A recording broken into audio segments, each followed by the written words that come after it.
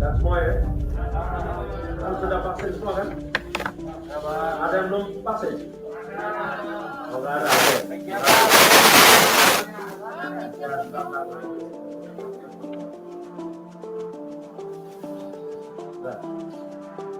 Baik. Baik.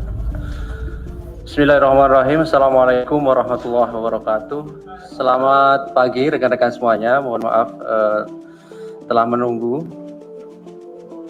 Pagi hari ini kami akan menyampaikan perkembangan terkait dengan kegiatan tangkap tangan yang telah dilakukan KPK dari kemarin, tadi pagi dan sampai pagi kembali gitu ya. Hadir pagi hari ini Ketua KPK Pak Firly dan juga Deputi Penindakan Pak Karyoto. Seperti biasa nanti akan disampaikan beberapa poin terkait dengan perkembangan kegiatan tangkap tangan dimaksud. Setelah itu nanti kami akan tunjukkan barang bukti dari hasil kegiatan tangkap tangan ini. Berikutnya yang terakhir nanti kami persilahkan satu sesi untuk tiga orang penanya dan kita fokuskan pertanyaannya terkait dengan perkara ini. Baik, kami silahkan Pak Ketua untuk menyampaikan beberapa poin terkait dengan perkembangan kegiatan tangkap tangan di Sulawesi Selatan dimaksud. Kami silahkan Pak.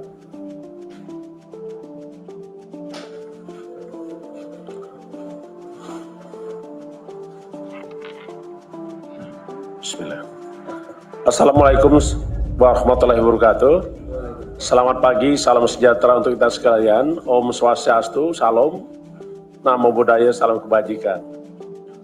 Rekan-rekan yang saya hormati, pagi hari ini kami akan menyampaikan terkait dengan penanganan perkara dugaan korupsi berupa penerimaan hadiah atau janji dan gratifikasi oleh penyelenggara negara atau para pihak yang mewakilinya terkait dengan pengadaan barang jasa, perizinan dan pembangunan infrastruktur di lingkungan pemerintahan Provinsi Sulawesi Selatan tahun 2020-2021. Saya mohon maaf dengan rekan-rekan karena sudah menunggu, tetapi kami ingin memastikan bahwa seluruh proses sebagaimana ketentuan undang kita jalankan dan sebagaimana janji KPK menyampaikan setelah kita melakukan pemeriksaan seluruh saksi, pengumpulan barang bukti dan juga pemeriksaan para pihak yang diduga sebagai tersangka. Untuk itu akan saya sampaikan secara lengkap sebagai berikut. Yang pertama, kami betul-betul prihatin dengan kejadian tindak pidana korupsi ini. Karena korupsi ini merupakan kejahatan yang menjadi perhatian kita semua. Karena tidak hanya perbuatan melanggar hukum, tetapi korupsi ini juga merugikan keuangan negara, perekonomian negara, dan merampas hak-hak rakyat, termasuk hak kita semua. Apalagi di masa sekarang, kita prihatin karena kita sama-sama masih menghadapi pandemi COVID-19.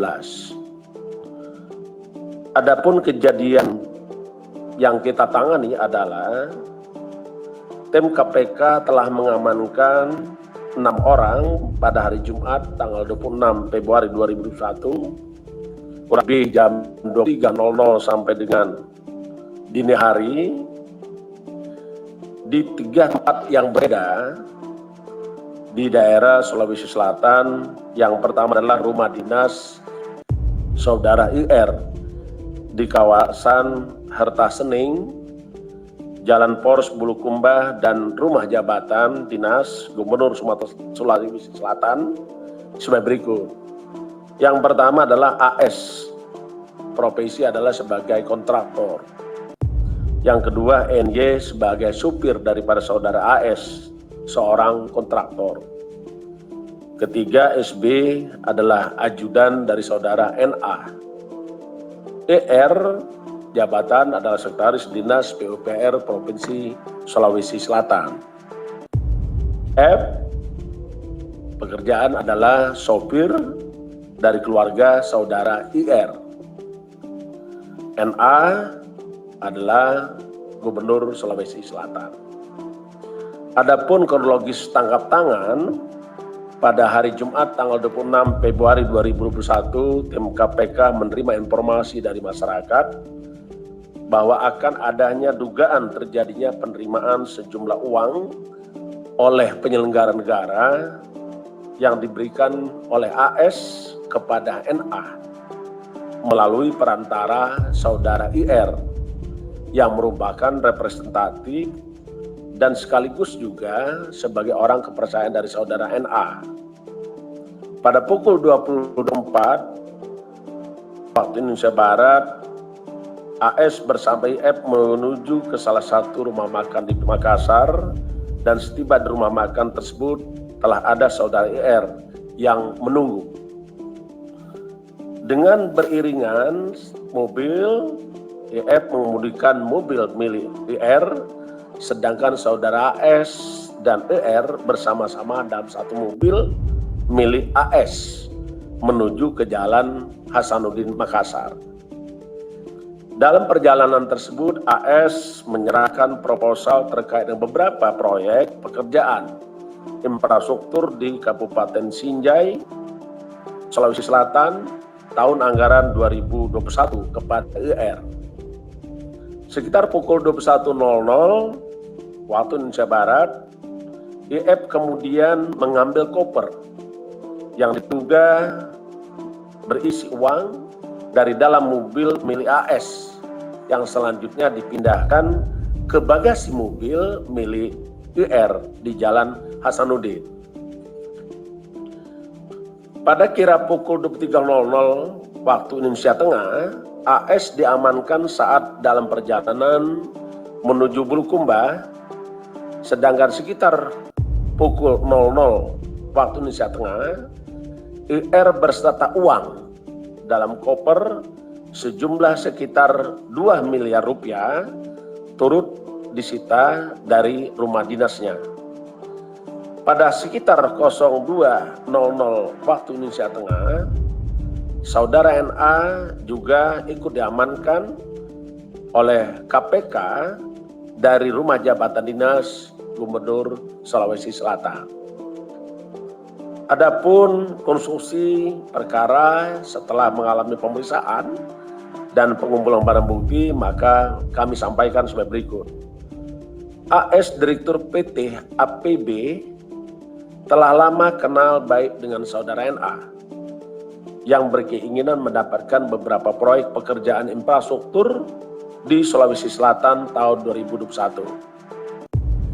AS sebelumnya telah mengerjakan beberapa proyek di Sulawesi Selatan, di antaranya peningkatan jalan ruas Palampang Monte, Bonto Lempangan di Kabupaten Sinjai, Bulukumba, dana anggaran khusus DAK tahun 2019 sebesar 28,9 miliar.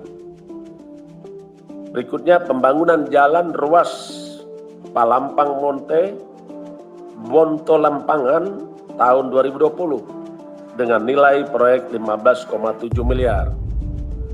Yang ketiga, pembangunan ruas jalan Palampang Monte, Bonto Lempangan, satu paket APBD Provinsi Sulawesi Selatan dengan nilai 19 miliar.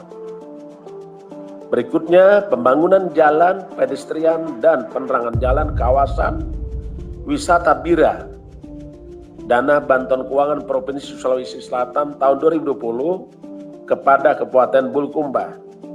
Tahun anggaran 2020 ini dengan nilai proyek 20,8 miliar. Yang selanjutnya, pekerjaan dikerjakan AS juga adalah rehabilitasi jalan parkiran 1 dan pembangunan jalan parkiran 2 kawasan wisata Bira anggaran bantuan keuangan Provinsi Sulawesi Selatan tahun 2020 kepada Kabupaten Bulukumba tahun anggaran 2020 dengan nilai proyek 7,1 miliar. Sejak bulan Februari 2021 telah ada komunikasi aktif antara saudara AS dengan IR sebagai representasi dan sekaligus orang kepercayaan saudara NA untuk bisa memastikan agar AS mendapatkan kembali proyek yang diinginkannya di tahun 2021. Dalam beberapa komunikasi, diduga ada tawar-menawar fee untuk penentuan masing-masing dari nilai proyek yang nantinya akan dikerjakan oleh AS. Pada sekitar awal Februari 2021, ketika NA sedang berada di Bulukumba bertemu dengan saudara IR dan juga AS yang telah mendapatkan proyek pekerjaan wisata Bira.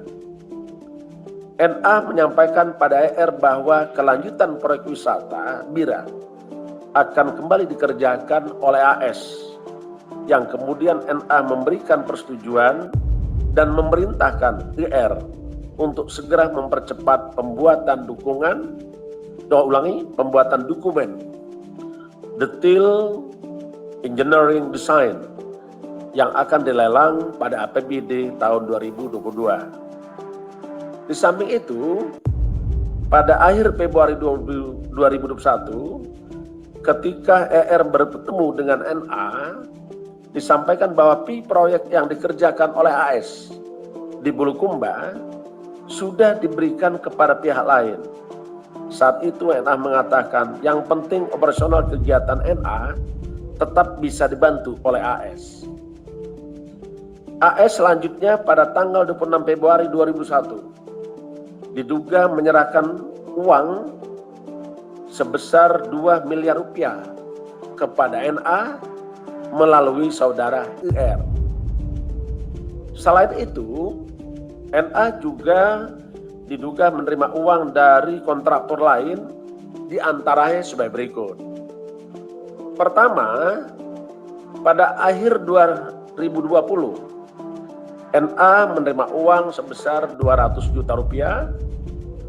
Kemudian pertengahan Februari 2001, NA melalui SB menerima uang 1 miliar. Selanjutnya pada awal Februari 2021, NA melalui SB menerima uang sebesar 2,2 miliar.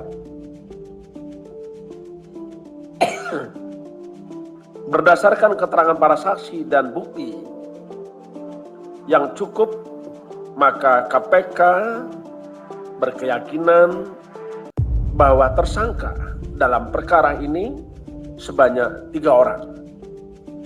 Pertama, sebagai penerima, yaitu saudara NA dan saudara IR. Sedangkan sebagai pemberi adalah saudara AS. Adapun para tersangka tersebut disangkakan saudara NA dan IR disangkakan melanggar pasal 12 huruf A dan pasal 12 huruf B atau pasal 11 dan pasal 12B besar Undang-Undang Nomor 31 1999 tentang Pemberantasan Tindak Pidana Korupsi sebagaimana telah diubah dengan Undang-Undang Nomor 20 Tahun 2001 tentang perubahan atas Undang-Undang 31 Tahun 1999 tentang Pemberantasan Tindak Pidana Korupsi. Yonto pasal 55 ayat 1 ke 1 KUHP. Sedangkan sebagai pemberi, saudara AS disangkakan melanggar pasal 5 ayat 1 huruf A atau pasal 5 ayat 1 huruf B atau pasal 13 Undang-Undang 31 tahun 99 tentang tindak pidana pemberantasan tindak pidana korupsi sebagaimana telah diubah dengan Undang-Undang Nomor 20 tahun 2001 tentang perubahan atas Undang-Undang 31 tahun 99 tentang pemberantasan tindak pidana korupsi. Yonto pasal 5 ayat 11 KUHP. Para tersangka NA, R dan AS dilakukan penahanan selama 20 hari. Pertama, terhitung sejak tanggal 27 Februari 2021 sampai 18 Maret 2021. Saudara NA akan ditahan di rutan cabang KPK, cabang Pomdam Jaya Guntur. IR ditahan di rutan cabang KPK pada Kapling C1. AS ditahan di rutan cabang KPK pada Gerung Merah Putih. Untuk memutus rantai penularan COVID-19, kita sangat-sangat memahami bahwa keselamatan jiwa adalah hukum tertinggi. Terkait dengan itu, maka setiap orang yang ditahan oleh KPK perlu dipastikan tidak tertular atau tidak menyebarkan pandemi COVID-19. Karenanya para tersangka akan mengalami dan menjalani dilakukan isolasi mandiri di rutan KPK Kapling C1. Kami sampaikan kepada rekan-rekan semua bahwa KPK dalam pemberantasan korupsi kita tetap berkomitmen dan kita tidak akan pernah habis tenaga, pikiran dalam rangka pemberantasan korupsi. Kami juga sangat berharap kepada seluruh masyarakat apabila menemukan ada dugaan tindak pidana korupsi, beritahu KPK. Mata KPK memang terbatas, tidak lebih dari 1.652 pasang mata. Tetapi KPK punya mata rakyat. Itulah informasi yang kita tunggu dari rakyat.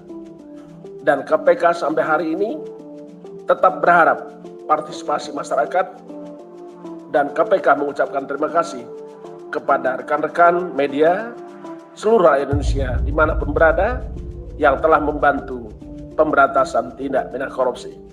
Saya kira itu yang ingin kami sampaikan, dan kami tetap berharap dukungan dari seluruh rakyat Indonesia untuk mewujudkan NKRI bebas dari korupsi.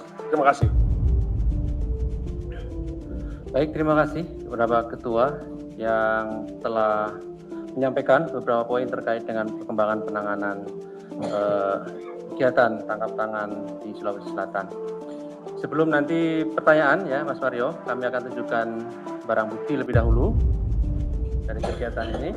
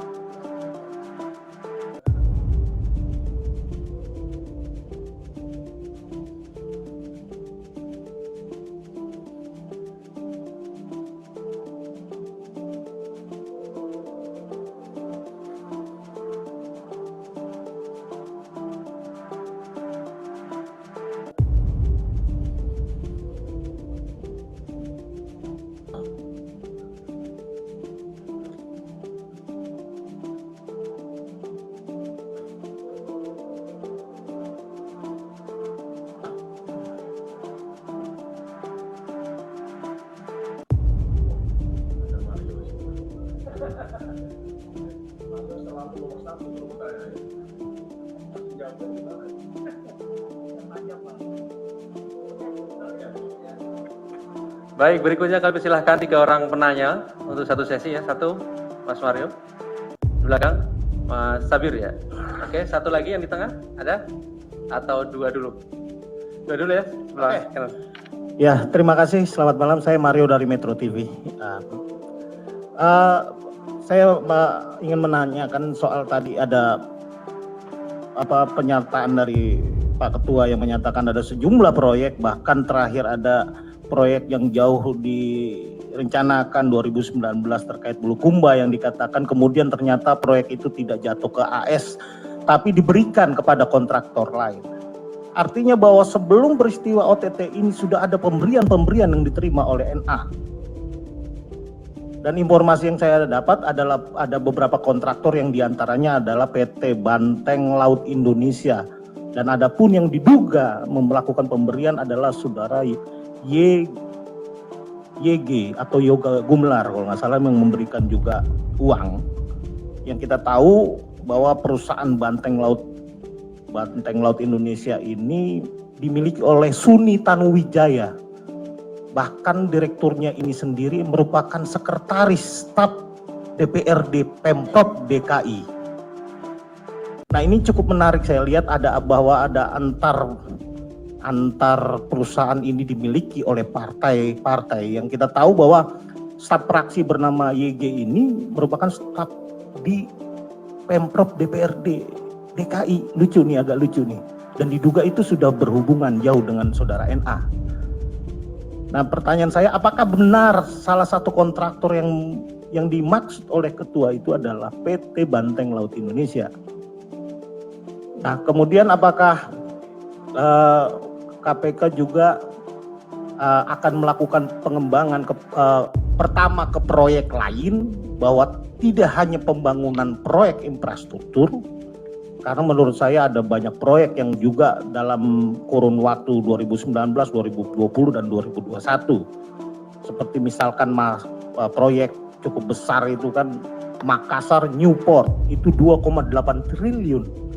Apakah sini juga ada pengembangan, misalkan dianggap indikasinya cukup clear atau memang ada kaitan-kaitan dengan para kontraktor ini? Kalau dilihat dari kronologis yang Pak Ketua katakan bahwa peran saudara ER kalau nggak salah ya, kepala saya di sini cukup aktif bersentuhan, melakukan sentuhan bersama para kontraktor. Ya, pertanyaan saya 2 dulu Pak Ketua, mungkin kawan yang lain bisa. Baik, terima kasih Mas Mario. Silakan tadi, Sabir. Silakan Mas. Assalamualaikum warahmatullahi wabarakatuh. Terima kasih Pak Firly, Pak Deputi, Pak Kadeto, Pak Ali. Saya langsung saja. Kenapa Pak Gubernur tidak ditangkap di Lego-Lego? Kenapa harus memilih di Rusia? Dan apakah benar tim KPK dihadang pada saat masuk di Lego-Lego? Itu pertanyaan yang satu saling berkaitan. Yang kedua, kenapa Agung Sucipto alias Pak Anggo ini harus ditangkap di perjalanan saat ke Bulukumba? Kenapa tidak ditangkap di rumah makan nelayan pada saat bersama dengan tersangka Edi Rahmat? Kenapa harus ditangkap di perjalanan? Itu pertanyaan kedua. Yang ketiga, apakah benar ada kontraktor lain inisialnya HS aliasnya A juga terkait dengan pemberian uang yang sebelumnya terjadi kepada Pak NA, Pak Gubernur Pak Nurdin Abdullah? Yang keempat, apakah benar proyek lainnya ada yang terkait dengan proyek Puncak kalau saya tidak salah, yang kontraktornya adalah P? Kalau P, inisialnya P, saya tidak ingin menyebutkan nama lengkapnya, dan itu sudah diketahui oleh Pak Gubernur dan Pak Edi. Apakah benar pada tanggal 15 sempat ada komunikasi dan pertemuan untuk pembahasan itu, yang dimana Pak Gubernur memerintahkan agar kepala dinasnya, Pak Profesor juga, untuk mencairkan penganggarannya? Jadi ada 4 pertanyaan. Berikutnya Pak Firly, Pak Deputi. Apakah benar penyelidikan sudah dimulai sejak beberapa bulan lalu? Kalau benar, sejak kapan? Karena ada info dari sana bahwa surat yang disampaikan ketika penangkapan kepada Pak NA itu tertulis 1 Oktober 2020. Apakah benar itu? Itu kelima. Yang keenam, mohon maaf Pak Feli, Pak Gubernur ini kan seringkali diundang dalam program pencegahan korupsi KPK.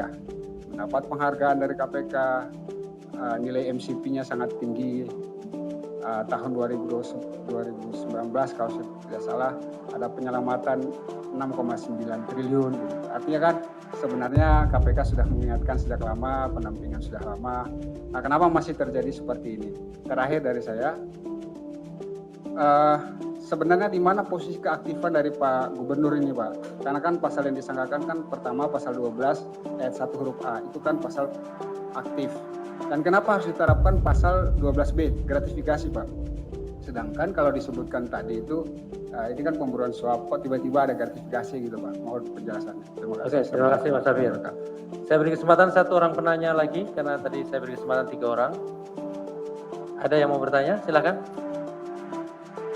Oke ya, cukup ya. Baik, terima kasih Mas Mario dan Mas Safir. Kami silakan.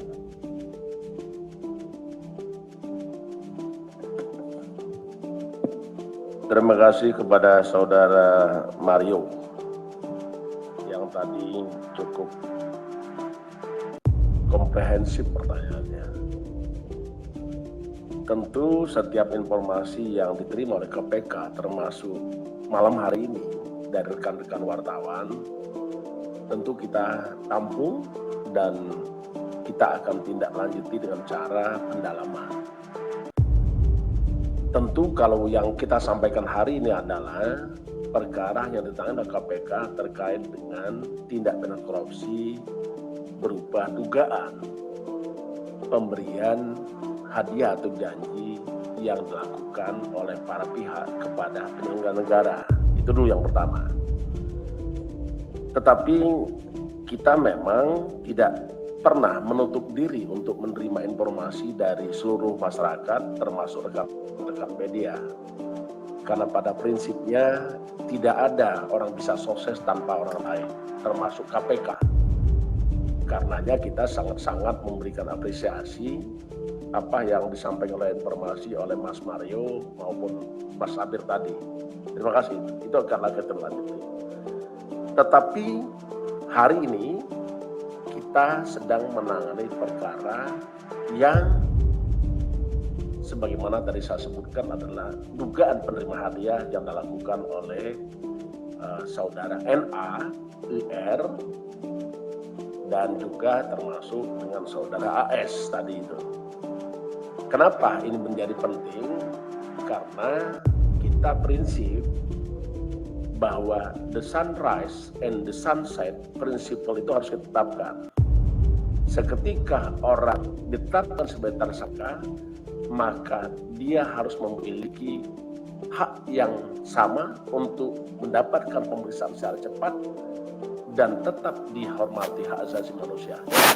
Dan juga kita tetap mendukung dan menjunjung tinggi terkait dengan asas praduga tak bersalah. Itu prinsip. Yang berikutnya tadi disampaikan oleh Pak Sabir terkait dengan beberapa hal tentang penyelidikan.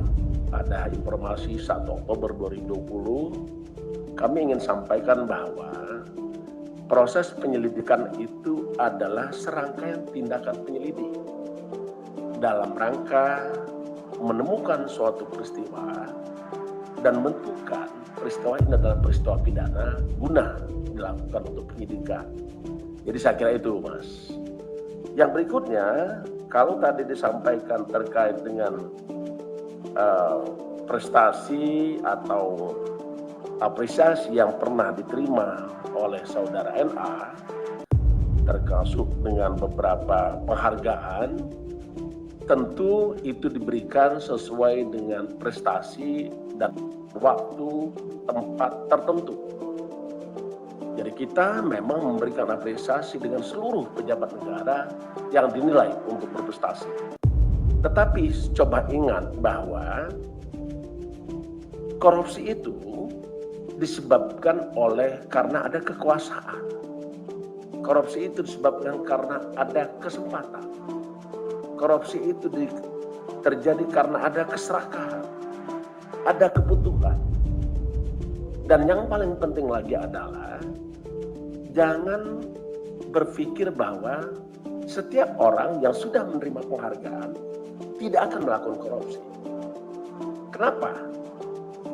Karena korupsi adalah pertemuan antara kekuasaan dan kesempatan serta minusnya integritas. Jadi kalau boleh saya katakan rumusnya adalah corruption equal to power plus opportunity minus integrity. Jadi siapapun. Sehingga saya berharap kepada seluruh penyelenggara negara, kita diberikan mandat amanat rakyat.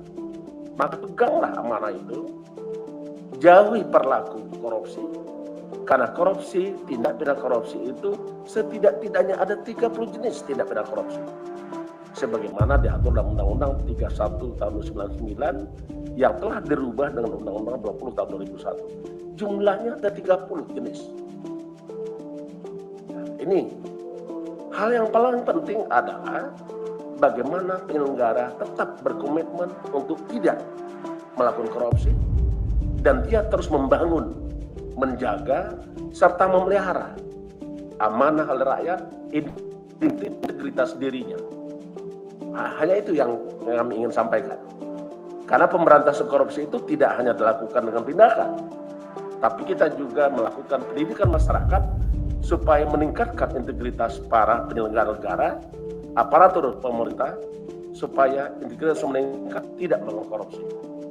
Yang kedua, kita lakukan dengan cara pencegahan, yaitu melakukan perbaikan sistem supaya tidak terjadi peluang dan tidak terjadi kesempatan untuk orang melakukan korupsi. Yang terakhir, bukan ini urutan, bukan. Penindakan secara tegas dan proporsional.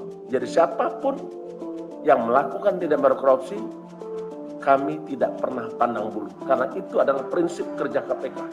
Siapapun yang melakukan tindak pidana korupsi, pasti kita minta pertanggungjawaban sebagaimana ketentuan undang-undang. Saya kira itu.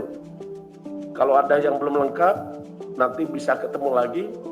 Karena ada hal yang perlu disampaikan lagi, kami sangat terbuka menerimanya. Ya. Tadi soal penghargaan yang diberikan pada waktu tertentu, artinya pada saat itulah. Ya, pada saat itu. Ini kan udah sekarang saat ini nih, Siap. ya kan?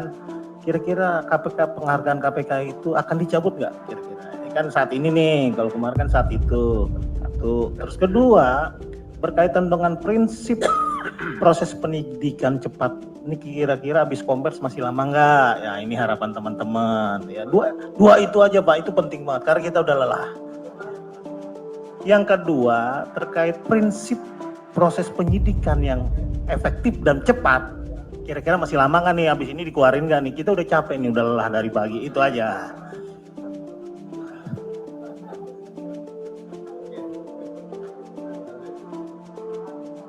Pak Sabir ya.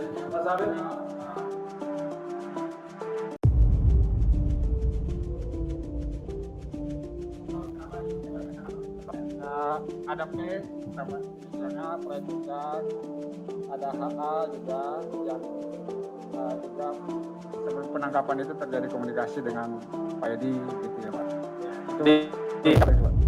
Mas Abi, terima kasih atas responnya. Kalau semakin banyak respon itu berarti semakin cinta rekan-rekan kepada KPK. Itu poin pertama. Yang kedua, kalau terkait dengan siapa yang ditangkap, siapa yang belum ditangkap, yang berbicara adalah status seseorang. Apakah seseorang ini patut diduga sebagai tersangka?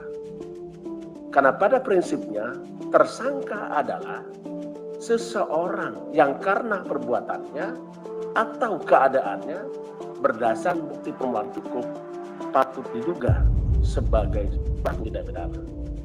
Jadi siapapun, Mas. Jadi siapapun, ya. Jadi kita tidak menutup kemungkinan nama-nama Mas yang sebutkan tadi perlu kita dalami. Apakah betul dia adalah seseorang yang melakukan suatu perbuatan? Apakah perbuatan itu ada perbuatan melawan hukum? Apakah itu juga memiliki sifat kesalahan? Apakah juga itu dapat kita pertanggungjawabkan? Dan yang paling penting adalah KPK bekerja dengan prinsip adanya kecukupan alat bukti.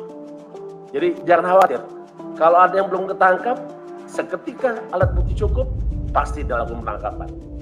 Baik, terima kasih. Saya kira cukup ya. Cukup lah. Cukup ya.